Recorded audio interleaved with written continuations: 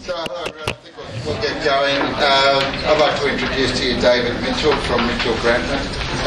David is that rare beast, a quantity surveyor who is deeply engaged with BIM processes. There are particularly a few more emerged, but David's been doing this for quite a while, and he's been an RTC stalwart over the years. He's given quite a few presentations here and at other places, so I think you're the sort of go-to guy as far as QS and BIM is concerned. So I'm very interested to hear what he has to say about integrating it, because estimating and quantity surveying from BIM seems to be some of the low-hanging fruit, yet I still don't think it's really penetrated the industry to the degree that it should have. Yeah. So don't frown, everyone. Thanks, Brian. And thank you to all of you for being here today. Scott and I are going to be talking to you about BIM rules of engagement. And this topic, I picked it about a year ago because I went along to another forum and I heard a lawyer talk about some of the problems that we could expect in BIM, but there weren't really any solutions involved. So I set about searching for what contracts were around, and Scott I've known for a long, long time. I work with him in disputes as well as in setting up contracts, and I watched his work when he was creating the green leases to do with ESD and that sort of stuff. And BIM is really a similar type of thing. We need lawyers that look into the future rather than lawyers that look into the past. Thanks, David. I was going to try this. It doesn't work. Yeah. I just tried it. It's okay. Thanks, David. As David said, I'm a construction lawyer. I do a lot of front-end drafting, contract negotiation, and I do have a particular interest in BIM in particular, and the problems or key barriers that are associated with the implementation of BIM and how to overcome them. So what I'll be looking at today is to give you an overview or insight into how BIM can be easily implemented if the right contractual framework is used. Now, my role in this, because it's going to be a conversation between us, my role in this is to put the context of BIM around Scott's work, and to also look at it from the way we look at it, most of us being design professionals. So when I look at the information that comes into our office, the types of models that we're seeing, the skills within Australia are very, very strong. Where we're now starting to move is to bump into barriers, I suppose, which are contractual barriers. So it's about us now sharing information down the line where we know it needs to go, but we're hitting these barriers that are not technological or process. They're more about, am I allowed to do this and what's the risk? That's right, David. I've been listening to other consultants about BIM issues and some key barriers that I've identified. What we're looking to do today is to understand how to manage them through a contractual framework. We're going to look at clauses that will promote BIM, facilitate consultative design, development, protect intellectual property rights, and provide a framework to assist with resolving any disputes that might arise. So one of the initial things I discovered, right, so I was searching the world, if you like. I was looking at the JCT style contracts in the UK, looking at E202 in the US, and the consensus doc contracts, those styles of things. And I briefed Scott about what it was about, and he said, hey, this is really simple. All we need is a bank of clauses for the moment. So that's what we're going to be talking about, is this clause bank. So an overview of what we're going to be doing today is David will take us through what the industry looks like, where the work is. Then we'll identify what the barriers are that people are coming up against. And after that, we're going to have a look at a case study, where in a real practical sense we'll look at how BIM can be implemented. And in this sense, we're not going to be looking at an alliance project or something like that. It's going to be more your traditional DNC or traditional hard dollar contract, and how issues can be managed, and then give you some recommendations to take away with you. So first of all, David, over to you to tell us about the industry. All right, so the sort of graphic that I'm interested in most is like our goal, if you like. And really it's about bringing decisions forward. So decisions that might usually happen in this space while the building's getting constructed that are expensive to do. Whereas if we can identify that issue and bring it forward, our ability to change it is high and the cost that we incur is low. By way of example, I'm working on a dispute at the moment where a contractor was standing still for 194 days and his claim for delay costs is $135 million. So it's a significant amount of money that's there when we're doing nothing. Rework is another issue again. So that's our goal, is not just what's in construction, but then thinking about operation down the line. Because, say, from a tax point of view, a building's life is 40 years. So that's a standard building. It's considered to have a 40-year life. So when I look at what the realities of procurement are, so I get an idea of that's what my goal is. If I look at the work that's in my office and the way it's procured, I start to get a different picture. Because when I look around the world, I hear things like, well, if you're going to use BIM, well, then you must have an IPD-style contract. We must all share in the pain, share in the gain. The problem with that is it's a big shift. The reason it's a big shift, and this is looking at the projects in our Brisbane office at the moment. There's 370 current projects that are being financed by banks.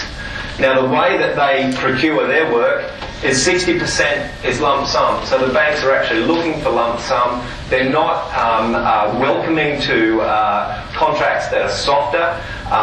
The other area is in D&C, which again is a smaller portion, but it's still lump sum. It's still hard dollar. So this shift from something that might be hard dollar then to IPD is a long way to go. The next thing I'm interested in is where do the dollars go on a job? So I've got an understanding of what my goal is, but where have I got to fire the arrow? So thinking about a contractor's price, there's 83% of his price goes to subcontractors. So while we're trying to talk with head contractors, the real game is down the line and talking to the subcontractors. So what I'm seeing that we need is this permission, if you like, and that was part of my brief to Scott, was how do we start to be able to pass information from designers down the line in a trusted way where subcontractors can use it, where they can make themselves more productive. I mean, we hear a lot about profit for contractors. At the moment, it's around about 1.8%, and we get tenders, hard dollar, that are down to 1.2% for a head contractor's margin. So when we're talking about carving money out of him, he just doesn't have that much to work with. Really where we need to look is in the subcontract areas. So in terms of our capabilities, I just thought I'd show you some slides on a project that was completed recently. Just won a whole bunch of design awards. It was designed by Archifield, and it's the River Quay project at South Bank. I mean, what was used on this job, because the design was done sort of 2.5 to almost 3 years ago now, is almost, where we've moved to is a long way. But at that time, this project had a merged architectural, mechanical and structural model in Navisworks, so it wasn't integrated, we're just layering it and coordinating it. We experienced a number of difficulties with it because it wasn't endorsed by the client, nor was it endorsed by the project manager. In fact, the project manager said, I don't want you to use it. So as designers, we said, this is how we want to work and how we want to coordinate things.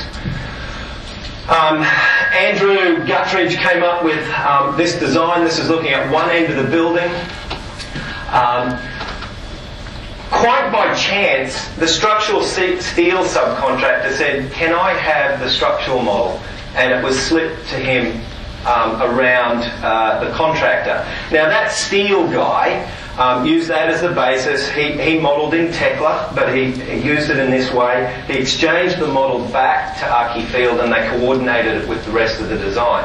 So we had one part of the job that had cool stuff going on in it. The rest of it being an iconic type job, I mean that cantilever there is something like 16 metres or something. So it's quite an iconic building in the way it was done.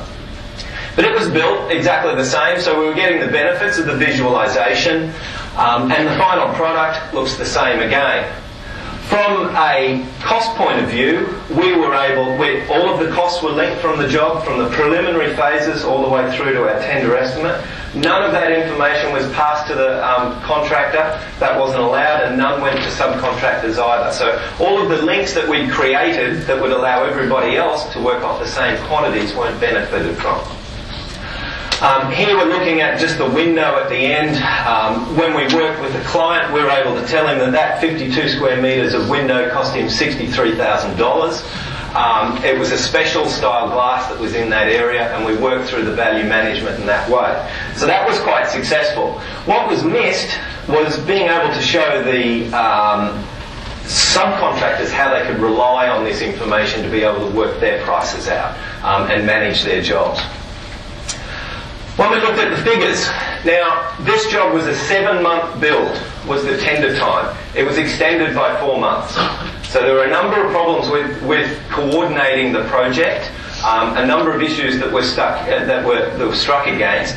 So EOTs, there were 38 claims. The time blew out by 60%. From a variation standpoint, there were 321. They were agreed at 2.2 million. The claims were 4.6. It took a year to resolve those claims. That's a blow, it's sort of an increase in that hard dollar price of 30%. In the steel work, there was just $17,000 worth of variations. So what happened there was it was properly coordinated with the other areas, and the steel work went very smoothly. It was just everything else that was very, very difficult. And mainly because it wasn't engaged with the subcontractors. So what I'm interested in, and my question to Scott is how do we, so as designers, we can put together all this good work, but how do we pass it down the line and protect ourselves against that risk? And when in thinking about it, there's these behaviours that need to be dealt with first of all. So when I think about BIM, and I know just looking at the BIM Excellence presentation, and there's 287 sort of calibers, I'm more interested in that BIM relies on a behaviour, a technology, and a process. And it's how those things fit together and how well we do it determines how good our result is. Our past behaviours has been silo thinking. And that was what we came up against in South Bank, even though it was a model project. It wasn't really a BIM project because different consultants had different capabilities. Some people modelled to a full extent. Others didn't model to the extent that was expected. There was definitely no exchange of information with the owner. There was no exchange with the contractor, and just one subcontractor. What's sort of come out at recent times is the Spec guides, and this was one of those sort of unlocking sort of issues that I've seen in the industry, because projects we're working on now, we're now working with BIM execution plans, we're starting to get clarity about what work we're doing between each other, and that's working extremely well. And it will develop more and more as it gets clearer. When I thought about those things, I kind of start to shrink it all down to this, what I call it, and named it the BEC cube. So the BIM execution plan cube. Basically, I'm looking at, there's a project phase, which is the process. There's how we collaborate, which is our behaviour. And there's the level of development, which is the technology. And really we can position a project, or each of us, on those 3 different scales, and we start to get an understanding of where we sit. We start to get clarity about what we're trying to provide. So we might decide at the outset that we're going to apply BIM, that we're going to work just for the design and bid part of the project, that we're going to exchange information just in a one-way, where we're pushing it down the line, it's not necessarily coming back. And that will work to LOD 300. In different services, it might be, say, the mechanical is to LOD 200, and it's the subcontractors that are developing that work up. So you can have different scales in different places. But the key to it is that, I think, is that it's a process, it's a technology, and it's a behaviour. It's very difficult for someone to have a behaviour of closed and unsharing to then be on a BIM project and be open and transparent. It just doesn't work. This is something that is cultural and needs to be worked through. So my question, coming back to it, as a consultant, how do I protect myself? I'm sitting here. I'm a QS. I put links into a model, into the model information. I want that information to get to a subcontractor. I want to know that my IP isn't going to get stolen. I also want to know that he's not going to stuff it up, that he's not going to use it in a way it wasn't intended. And I also want to know that he's going to use it in the right way and the right purpose. So my question is, how do we do that, Scott? Thanks, Dave. Just a fairly long-winded question there. Well, first of all, the main issue that we're looking at, or the key barrier that I've heard time and time again, is the issue of intellectual property rights. And I don't want to hand over my design. I don't want to hand over my intellectual property. What protection do I have? What happens if someone changes it?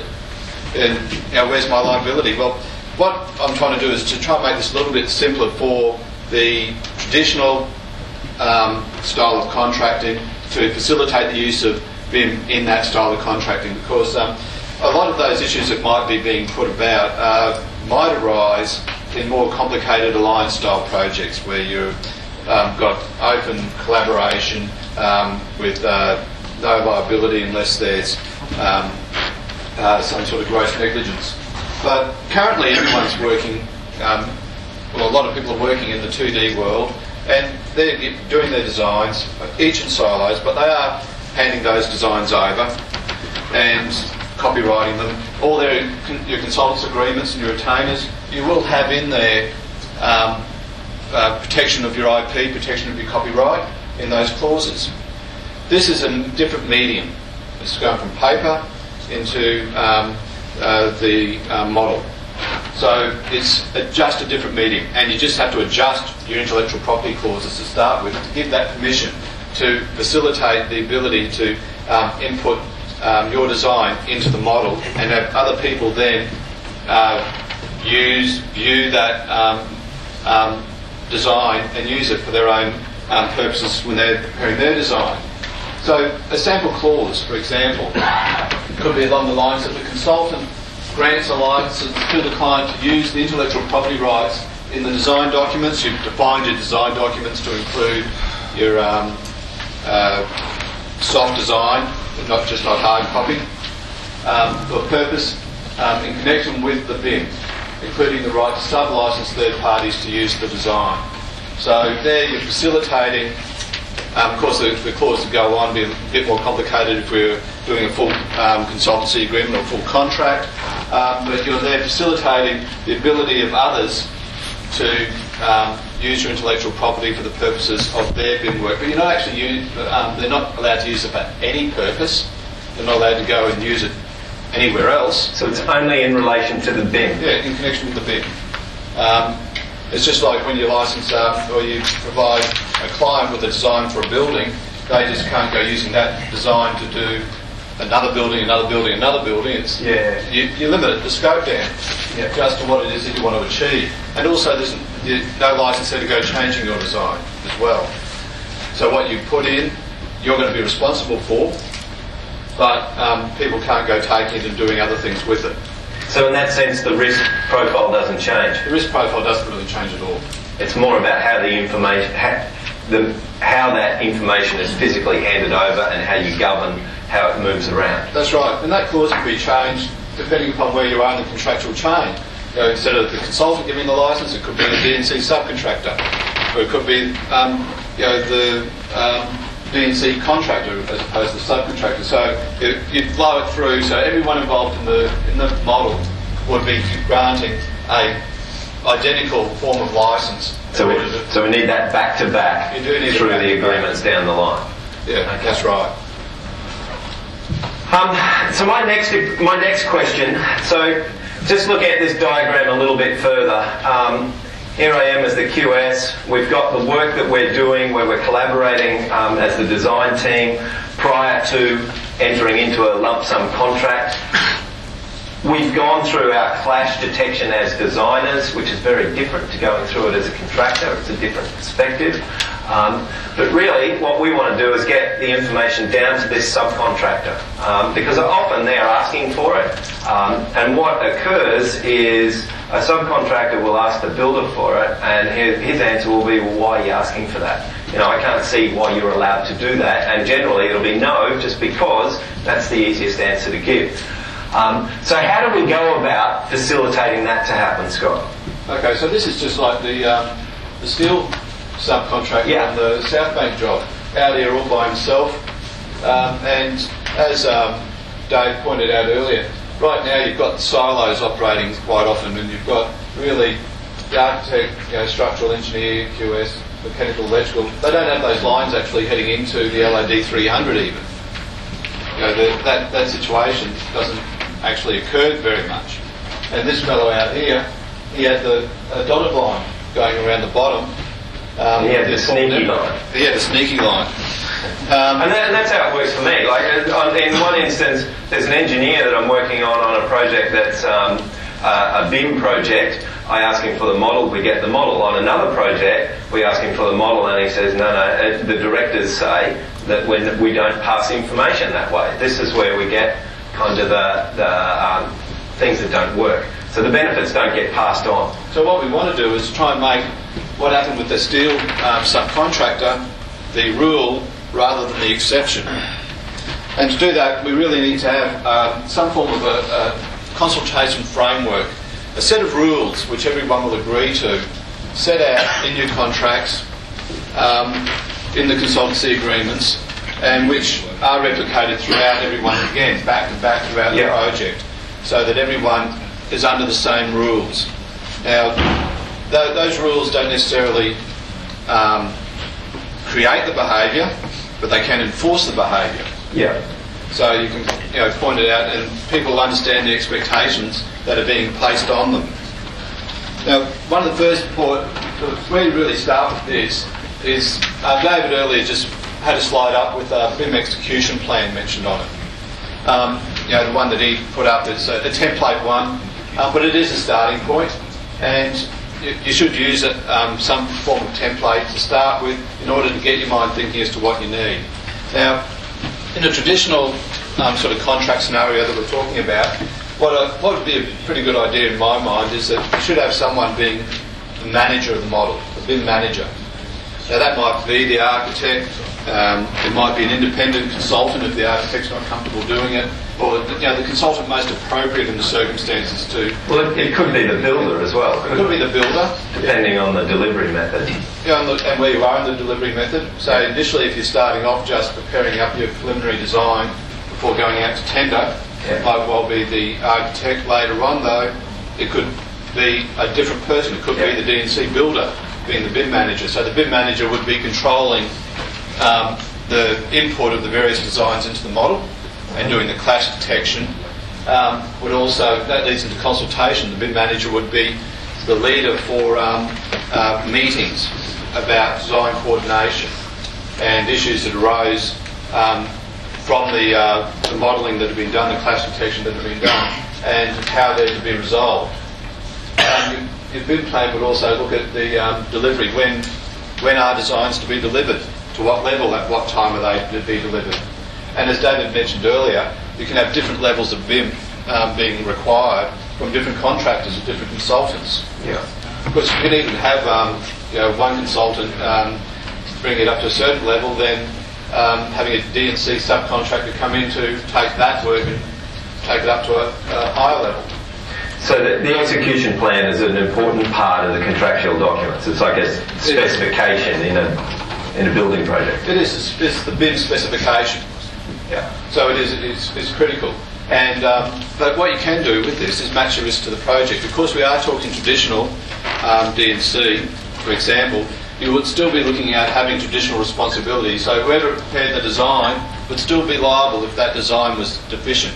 They just won't be liable if a clash detector didn't pick it up, because that would be the BIM manager's responsibility. Yeah. See, with some of the BIM execution plans that we've received from a QuantiSpec perspective, we have to reverse brief, because basically it just says quantity takeoff. It's just that one line. You go like, oh, cool.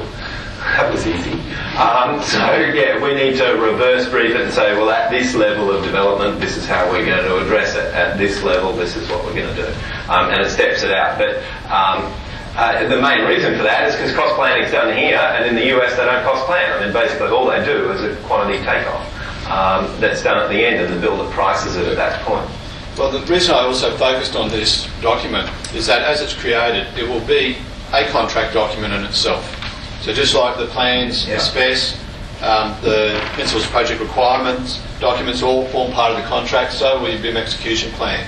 And it also guides, to some extent, the contract drafting as well, because the contract drafting will have to reflect and put it in more detail some of the expectations and rules that are being set out in the execution plan. So by way of example, just starting off, even getting the mind thinking, a clause, the consultant must attend and participate in all BIM coordination meetings as directed by the BIM manager or the client. So there you've got actually then a clause which you would start to hang more things off, which says if there are going to be BIM coordination meetings, they're going to be chaired by a BIM manager, they're going to have a whole bunch of different consultants attending, and you're going to resolve certain issues, out of which there'll be directions, there'll be variations agreed, everyone will be given certain tasks to do, possibly, and then come back and put more information back into the BIM. So you actually have that consultation occurring. It may not be the open, sitting around a table, everyone collaborating together to have an outcome. It will be more, you are collaborating, but you're having one person who's going to make the call as to how the issues are going to be resolved after you've discussed everything. And the liability still will be the traditional form of liability. You go away, do your task, give the information back, and that way you'll have a record of exactly what you gave and what you were told to do as well. So from a legal perspective, we can't write a contract that says how people are going to behave.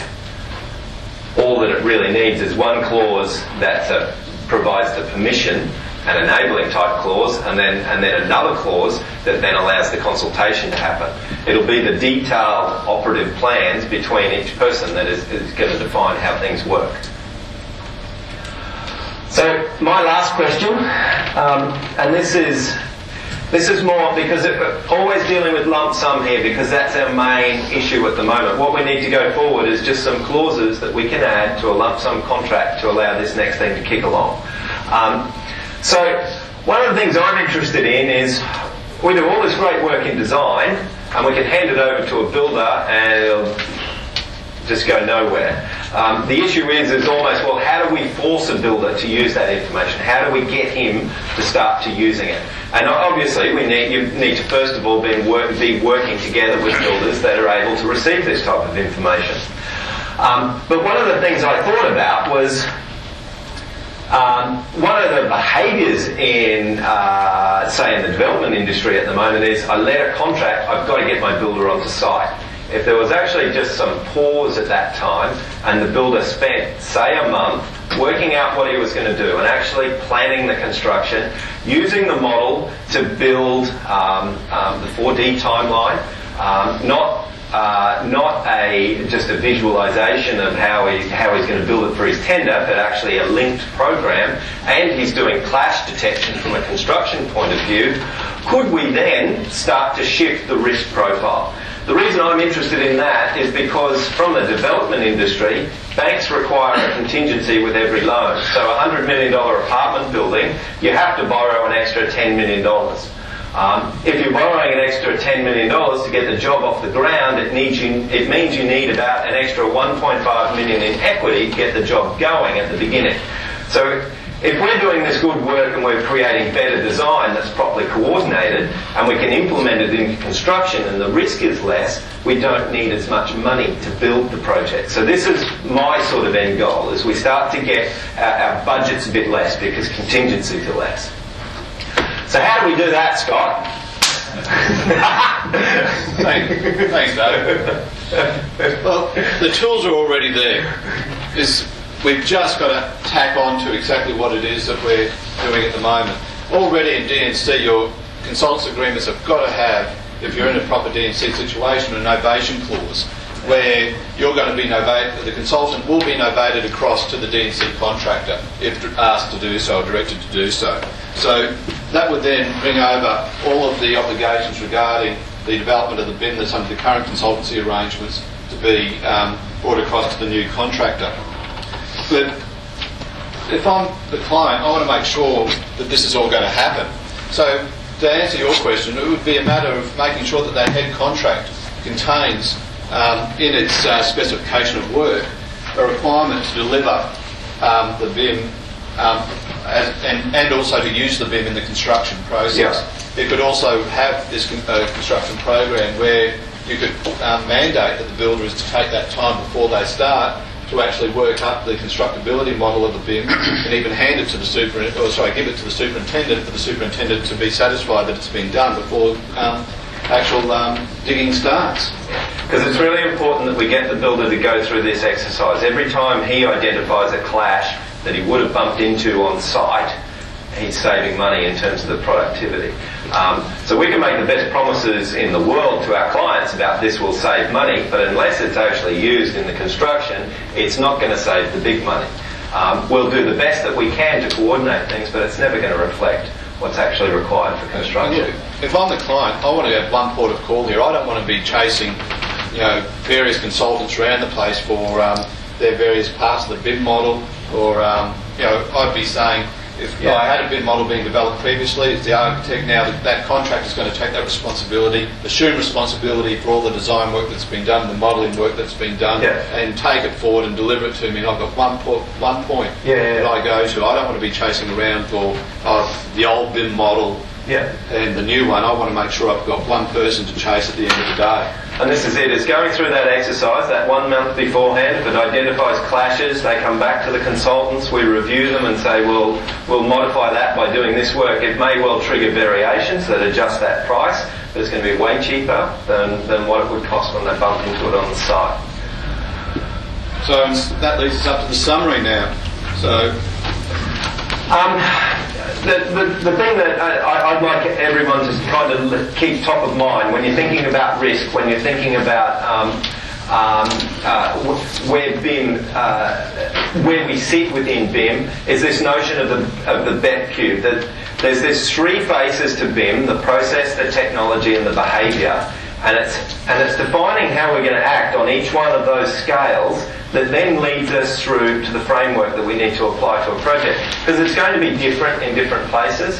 And I think that way we can even get a bit beyond this sort of BIM snobbery that some people are further down the line than others, because really everybody's learning at this point in time. It's just we're all on different sorts of scales. So I'd like that kind of thought to be put together. Make sure we discuss BIM at the initial phases of the project, because it's really difficult to add it on as a bolt-on later. And as I've pointed out, ensure that your contracts follow the structure of what it is that you've agreed. That comes back to your BIM plan to start with. Start thinking about things. It's important to make sure the team's all on board, no matter what contract terms you write. If someone's not on board, it's just going to lead to a fight or a dispute later on. Again, lawyers will be the winner out of that, rather than the client. And expert witnesses. Yeah, expert witnesses will be good winners as well. But also in your material today, there is a handout. It gives us sort of a framework there. It's got a few clauses in it. It's part of the clause bank that I've been developing with David. It should, if you have a look at it and think through some of the issues, flesh out some, if you're going to be involved in a BIM project, help you flesh out some of your ideas a bit more, so that when it comes to drafting the BIM execution plan or coming to someone like myself to help you with finalising the terms that you need for your contract, so each one, it'll be slightly different each time, depending upon what it is that you're going to agree to, the different levels of BIM, what you're going to hand over. It should make it also a faster and cheaper process as well. Yeah. So I mean, what we're trying to achieve out of all this is just start the discussion, and we'll certainly be pushing information to Australian standards and that style of thing to see if we can start to get them engaged in looking at these things. And we're just 2 people. So we'll see what we can achieve. Thank you very much. I hope it was helpful.